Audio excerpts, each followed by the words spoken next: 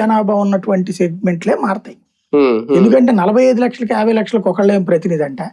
ఒక రాష్ట్ర ముఖ్యమంత్రి 40 లక్షలకు ప్రాతినిధ్యం ఉంటుంది. ఈశాన్య రాష్ట్రం 40 కూడా ఉండదు, 20 లక్షలు 10 లక్షలకు ప్రాతినిధ్యం ఉంటుంది.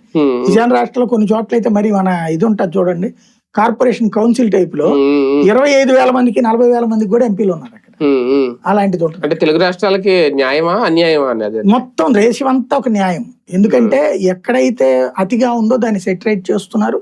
తెలుగు రాష్ట్రాలకి ఇప్పుడు మన ఆయన పేరేంటి జయప్రకాష్ నారాయణ గారే చెప్పినట్టు 25 సీట్లు మనకి 17-18 రావాలి. ఇప్పుడు అడిషనల్ గా 38 ఇస్తానంటున్నారు. పెరుగుతాయి ఇప్పుడు ఈ లెక్క అయితే 38 ఇస్తానంటున్నారు. 25కి 13 ఎక్కువే కదా మనకి. అట్లాగే తెలంగాణలో 17కు గాను 12కో 13కో పడిపోతుందని చెప్పారు ఆయన. ఇప్పుడు అక్కడ లెక్క చూస్తే గనక 25 వస్తున్నాయి కదా, మరి మంచిదే కదా. అది దాదాపు కర్ణాటకతో సమానం. కర్ణాటక కూడా 15 పెరుగుతున్నాయి. అక్కడికి 28 ఉంటే 48 వస్తున్నాయి. ఇప్పుడు కూటమి ప్రభుత్వానికి ఇది ప్లస్ అవుతుంది రేపొద్దున. అది జరగాలి అంటే ఇప్పుడు అది దీంట్లో చెయ్యాలి కదా రేపొద్దున. అంటే ఈ 3 ఏళ్ళు ఇంకా టైం ఉంది కాబట్టి చేసేస్తారేమో. రైట్, చూద్దాం. మొత్తానికి ఈ విషయంలో అయితే కేంద్రం కీలక నిర్ణయం తీసుకోబోతోంది. పార్లమెంట్ లోక్సభ నియోజకవర్గాలు అయితే పెరగబోతుంది.